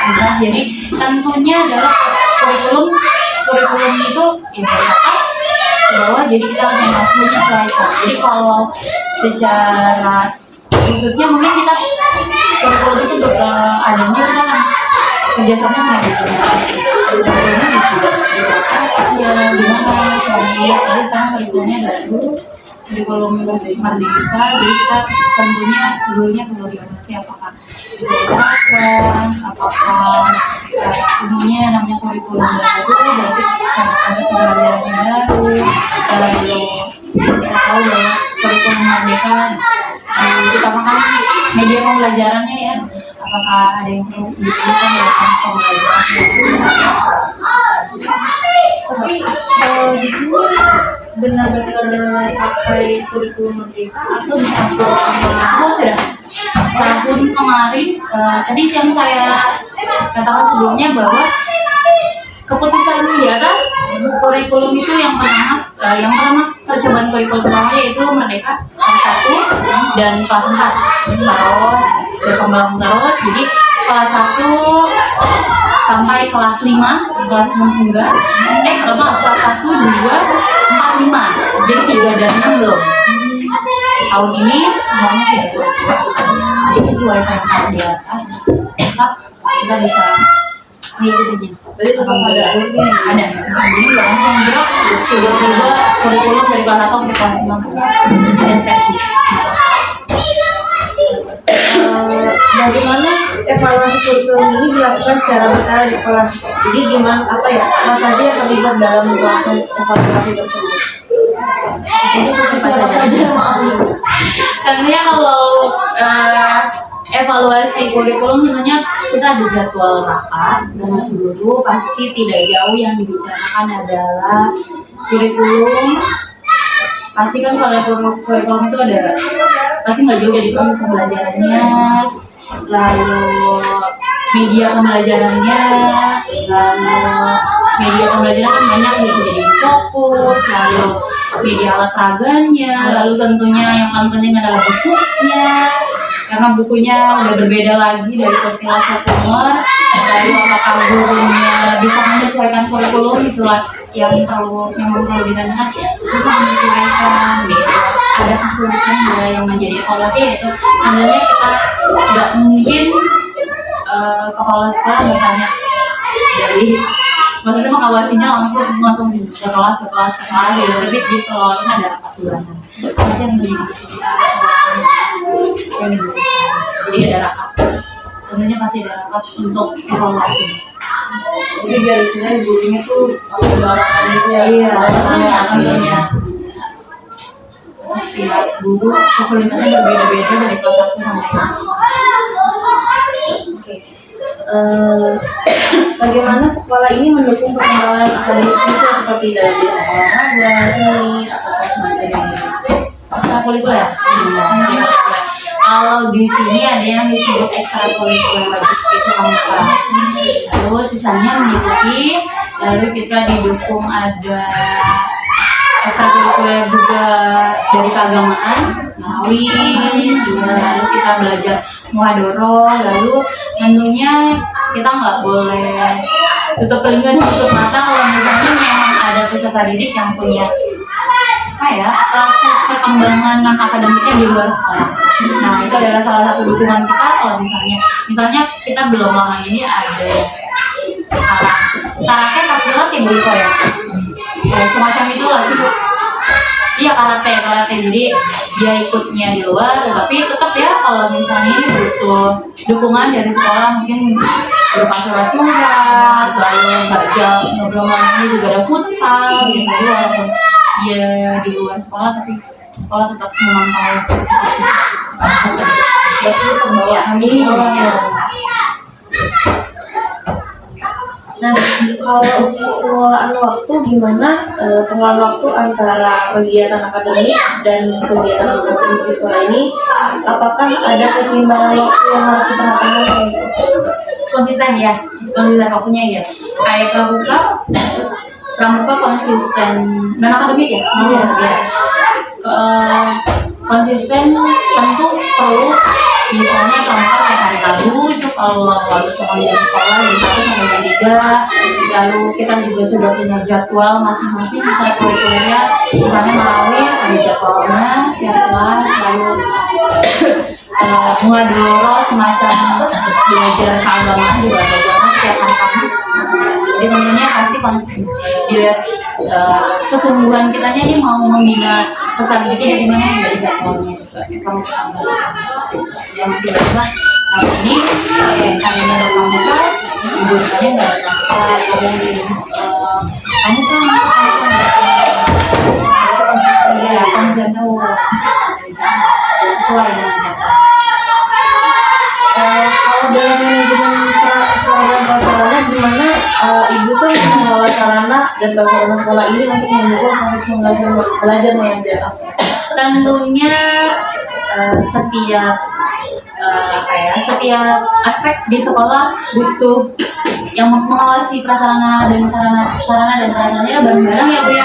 Apalagi kalau guru udah masuk kelas itu udah ruangan yang dia, lalu berarti yang namanya sudah ruangan masing-masing, berarti tanggung jawab masing-masing, guru dan peserta didik, guru mengawasi peserta didik, mengawasi sarana prasarana. Tapi secara khusus kalau sarana prasarana tentu ada guru bisa misalkan ada kerusakan itu langsung lapor, ada bagian sarana dan prasarana khusus gitu.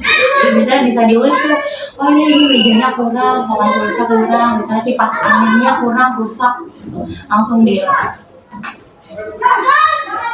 Kalau di sekolah ini tuh memiliki prosedur khusus dalam perencanaan dan juga pengadaan sarana dan prasarana baru nggak sih? Jadi prosesnya itu kayak gimana? itu biasanya di awal tahun ajaran baru itu kan biasanya kita punya rapat besar tuh awal ajaran baru terkait anggaran, lalu anggaran keluarnya untuk apa, itu salah satunya adalah dari situ. Jadi dari rapat besar tahun ajaran baru kita tahu tuh bahwa prasarana dan sarana yang perlu diperbaiki apa. Pasti tentunya kalau diperbaiki berarti sarana-sarananya bagus, entah itu dindingnya dicat, lalu kipas anginnya diganti, lalu misalkan pergantian bangku atau meja guru, bangku kursi guru. Jadi biasanya Bagaimana ibu memastikan bahwa fasilitas sekolah ini selalu dalam kondisi yang baik dan juga siap digunakan untuk siswa dan guru ya? untuk memastikannya tentunya pasti kalau memastikan berarti kita harus tahu gurunya tidak ada laporan kan, tidak ada laporan, lalu terus kita awasi juga ini gimana di kelas, apakah ada yang perlu sarana dan prasarananya kurang atau misalnya perlu diganti. Yang tentunya selama guru tidak ada laporan, lalu tidak ada hal yang di luar ini ya, maksudnya kadang kan ada anaknya kalau di kelas tuh ada misalnya ini apa namanya pintu, nah itu berarti ada yang perlu diperbaiki tuh pintunya. Berarti kalau misalnya tidak ada laporan dari peserta didik khusus yang guru, berarti bisa dipastikan sarana-sarananya baik di kelas. Di sekolah ini memiliki fasilitas pendukung seperti laboratorium, perpustakaan atau UKS nggak sih? Ada. Oh ada ya. Terus apakah penggunaannya itu sudah dioptimalkan? Kalau UKS ada, tetapi memang kekurangannya adalah satu, kita belum belum mengawasi dan melakukannya secara maksimal. Jadi karena gedungnya kadang lagi diperbaiki jadi pindah lagi UKS-nya gitu. Tapi kalau untuk UKS dan alat-alat yang membantunya di UKS ada gitu. Lalu kalau perpus ada, cukup sering anak-anak ke perpus sama menggunakan buku-bukunya. Cuman ya itu kekurangan lagi satu, tidak ada orang yang menangani khusus secara misalnya tentang pembagian kebutuhan, cara regulasi meminjam buku terus seperti apa. Kurang menjaga ini ya. Kalau lab kita nggak ada. Jangan guys, tidak ada. Lab komputer itu berarti Kalau lab komputer baru-baru kali ini kita kan baru UNBK. berarti yang nggak ada itu yang maksudnya Lab sains gitu. Apakah sekolah memiliki rencana pengembangan jangka panjang terkait sarana dan juga prasarana, terus fokus utamanya Kalau jangka panjang saran prasarannya, kalau jangka panjang maksudnya gimana ya? Jangka panjang saran. Jadi kayak rencana sekolah ini untuk kayak mengembangkan misalnya kayak Kemungkinan ada perubahan sarana dan prasarana gitu selama itu untuk apa namanya ya untuk apa ya ikut selama itu buat tumbuh kembang anak misalnya gitu. Pasti ada jangka panjang, pasti kan kadang kalau sebuah perencanaan sudah dibuat kadang ketika dipraktikkan berbeda lagi ya. Misalnya tentunya adalah yang paling sekali sering itu kalau perbaikan adalah sarana dan prasarana, karena itu kan memang apa ya, iya dipaksain terus gitu.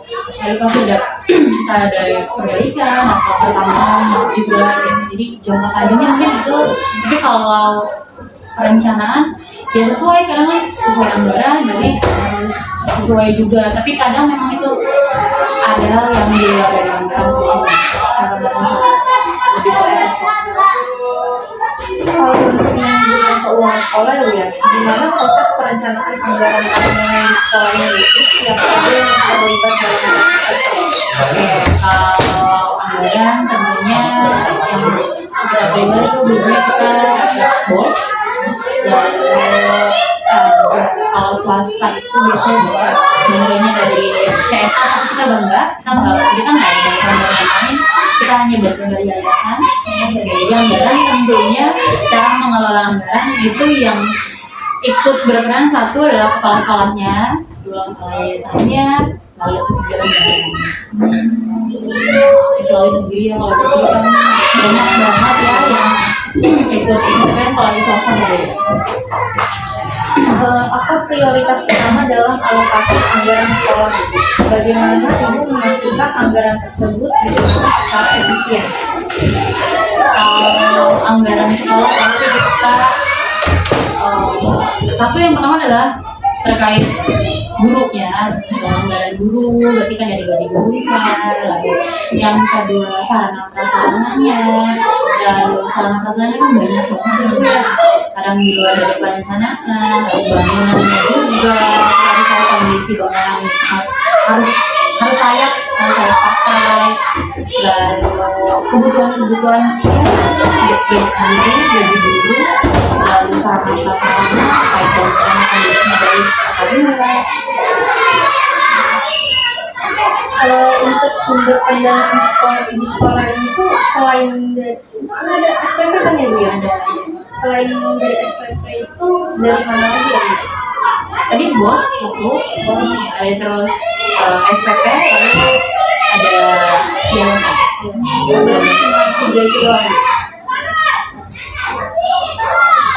Bagaimana ibu memastikan bahwa transparansi dan juga akuntabilitas dalam manajemen keuangan di sekolah? Apakah ada audit yang digunakan? Kalau misalnya audit rutin mungkin ada, cuman kita berkali kalau swasta selama ini kita kepala kalau di sini kan yang apa ya, kepala yayasannya juga keluarga ya, untuk keluarga juga. Jadi sebenarnya kalau audit rutin ada, cuma ini nggak terlalu rutin gitu ya, saya cuma beberapa kali berarti nggak rutin ya. Lalu untuk memastikan anggaran transparansi sebenarnya kita lihat aja dari satu, uang yang keluar berarti kan uang masuk dengan uang keluar kan berarti harus sesuai ya. Misalnya kita bisa lihat dari gaji guru, lalu asisten nggak pernah telat, kondisi gedung masih layak diperbaiki, lalu sarana prasarananya sama kalau misalnya dibutuhkan ada, berarti karena kan di sini kalau di sini sih kepala yayasannya ya bagian dari sekolah juga. Tapi melakukan audit itu Audit paling secara internal ya. Iya, misalnya entah itu kepala sekolah, ketua yayasan, lalu bendahara. Secara internal kayaknya kalau eksternal. Bagaimana ibu ini mengalokasikan anggaran untuk pengembangan sarana dan juga prasarana, pengembangan kurikulum, serta kesejahteraan guru dan staf sekolah. Jadi kita bisa nih kamera. Aku Bagaimana ibu mengalokasikan anggaran untuk pengembangan sarana, prasarana, kurikulum dan juga kesejahteraan guru dan staf sekolah. Mengalokasikan. Nah, pokoknya itu kita biasanya cara yang pertama mengalokasikannya ya dari rapat ajaran baru. Lalu kalau anggaran tadi sudah dijelaskan bahwa biasanya itu internal gitu ya. Lalu kalau misalnya sarana prasarana tentu yang paling penting kerjasama sama guru rapat itu biasanya kira-kira kalau ajaran baru apa yang perlu ditambah, lalu apa yang perlu dikurangin, lalu apa yang perlu diperbaiki, ya, yang perlu diperbaikan kelas, kita dari rapat awal tadi. Kalau anggaran internal, tapi kalau terkait kurikulum kita berbicara. Di sekolah ini tuh ada program beasiswa atau bantuan finansial untuk siswa Ada. Khusus kalau di sini bantuan khusus biasanya satu kita perlu tahu orang tuanya kalau kerjasama sama sekolah misalnya biasanya kalau di sini sering sekali bantuan khususnya anak yatim piatu atau anak yatim lalu biasanya kan kita yang namanya sekolah kan punya data siswa ya dari data siswa kita tahu nih jadi kalkulasi punya apa ya dasar didik yang mau berapa lalu yang yatim berapa yang piatu berapa itu kita bisa bantuannya ya misalnya SPP-nya 5%. Berarti sih anggarannya KJP. Kalau KJP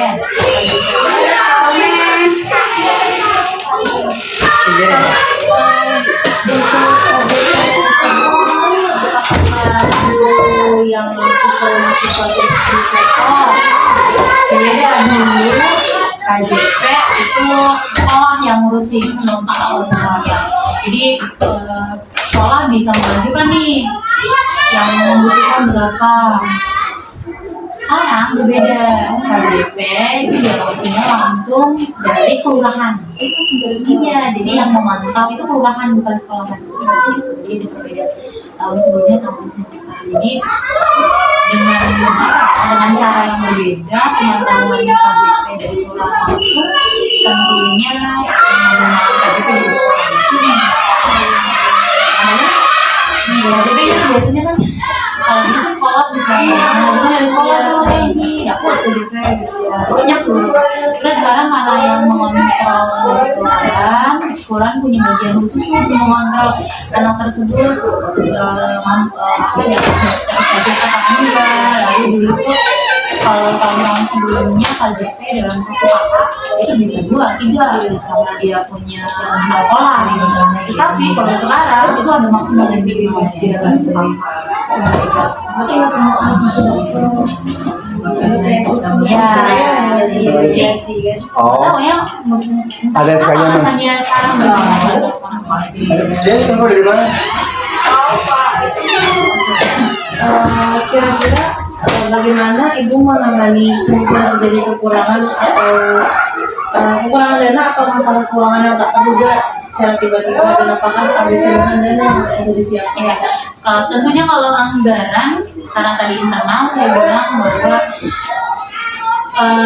perencanaan uang apa ya kadang misalnya tiba-tiba anggarannya atau masih dibutuhkan ternyata uang dari sekolah tidak cukup ya itu dan dari yayasan anggaran dari sekolah kan hanya berupa SPP dan BOS itu juga BOS kan misalnya 6 bulan sekali punya nanti kakak kalau nungguin BOS dan SPP apalagi SPP ya dari 170-an siswa hanya beberapa jadi pasti yang namanya uang kaget istilahnya di luar perencanaan pasti itu bantuannya dari yayasan Kalau boleh tahu sih SPP itu berapa? sebulan itu 100 Oh, kalau uang baru masuk. Ya, itu kalau ini buat siswa baru. Pendaftaran 50.000 untuk apa namanya formulir 100.000 ya Bu ya. 50 ya Bu. 50.000 sisanya yaitu uang seragam, uang buku. Makanya kan yang penting adalah ketika masuk dari swasta dia harus tahu bahwa butuh yang namanya pengeluaran duit, uang formulir, uang baju, uang seragam, uang buku, uang segala macam. Bagaimana sekolah ini menangani masukan atau kritik atau saran dari masyarakat, terutama orang tua? Kan biasanya ada yang banyak keluh orang tua yang begini, ini kok fasilitasnya gini, ada nggak kira-kira kayak gitu? Banyak sih, banyak banget. Lagi swasta yang merasa bahwa dia berbayar, jadi tentunya pasti banyak kritik. Selama kritik itu membangun, kita bisa tampung. Tapi selama kritik itu masih tidak relevan dengan apa yang dia utarakan, ya kita perlu jelasin aja bahwa selama itu membangun. Karena kan ada ya, misalnya kritiknya nggak relevan sama apa yang dia utarakan, itu tiba-tiba ngadu gitu. Banyak. Terus selama kritik itu masih bisa ditampung, selama bisa ditampung kan. Karena gini, regulasi sebuah kritik itu kan nggak langsung tiba-tiba ke kepala sekolah.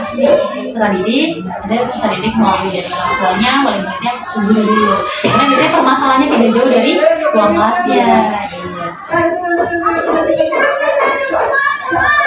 Karena apakah sekolah ini memiliki kegiatan khusus yang melibatkan masyarakat luas seperti kegiatan sosial atau lingkungan keagamaan? Itu rutin, sering kali kita kan tadi ya visi dan misi itu kita lihat bahwa kita ini ada di tengah-tengah masyarakat, pernah sekali bahkan. Jadi apapun kegiatannya itu tidak jauh dari bahkan dari orang tua siswa, lalu lingkungan sekitar, apalagi kalau acara-acara keagamaan tadi seperti Romiroj, Maulid, lalu perlombaan tentunya adalah bantuan lingkungan sekitar, pasti orang tua siswa pasti. Lalu lingkungan sekitar juga ikut mendukung, mungkin sering banget tuh kalau di sini yang mendukung adalah BRT-nya langsung, mengawasi langsung gitu. Jadi warga-warga di sini kalau ada acara ya ikut nonton gitu. Jadi ikut terlibat meramaikan di tengah-tengah masyarakat. Kira-kira apa harapan sekolah terhadap peran masyarakat dalam mendukung visi misi pendidikan yang diusung di sekolah ini? Harapannya adalah kalau untuk visi misi langsung ke masyarakat, pasti semoga yang menjadi misinya, semoga menjadi upayanya tercapai ya. Masyarakat bisa ikut terlibat, bisa ikut kontribusi, bisa ikut berperan, bisa ikut membantu juga kita sekolah demi visi itu bisa tercapai. Lalu kalau misalnya untuk harapan kita ke masyarakatnya juga adalah semoga apa yang kita bangun ini, sekolah ini bisa bermanfaat langsung ke masyarakat tersebut. Kira-kira bagaimana proses seperti ini dilakukan di sekolah? Apakah ada jadwal khusus untuk seperti isi kelas? Supervisi kelas ada. Biasanya kepala sekolah ngobrol langsung kan ya, kepala kelas. Kalau jadwal rutin tidak, tapi mungkin nih beberapa kali ya kepala sekolah misalnya sebulan satu dua kali, 3 sampai 3 kali. Itu dari rutin gitu ya. Sebulan ya satu kali. Karena mungkin karena itu ya tadi kita kita ada unsur dari praktis di sini, kita mengupayakan bahwa semua guru bisa beraktivitas. Karena biasanya kalau kepala sekolahnya ke atas, kemungkinan jalur komunikasinya ada yang ini kurang, gurunya nggak mau berani ngomong apa yang kurang. Alhamdulillah di sini selama sampai sekarang sih gurunya sampai bersuara apa. Jadi sebelum ada sekolah itu atau sebelum kepala sekolah mulai sistem kelas, gurunya udah langsung ini tuh gitu. Jadi kepala sekolah tidak melayangkan menyalurkan kebebasan masih.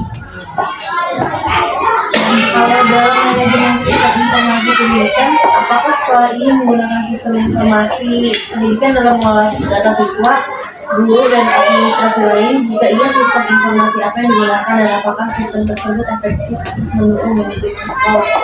Maksudnya sistem informasi Kayak absen iya, kayak absen digital gitu. oh kalau ini sebenarnya kepala sekolah guru atau peserta didik? Kalau sekolah ada, kalau digital ada itu dari mana? Itu gitu kan fingerprint gitu. Berarti itu untuk guru doang. Iya, guru doang. Kalau untuk siswa nggak ada. Main atau itu Itu efektif apa enggak ya? Kalau selalu untuk ada di sini. Oh enggak, ya udah. Masih guru. Oh, berarti satu ya pasti yang ketika guru masuk ke sekolah ada CV, ada CV, ijazah dari situ ya.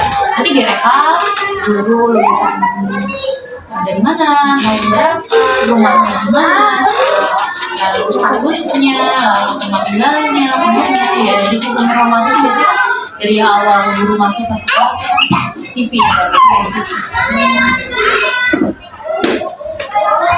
Ibu pertanyaannya selesai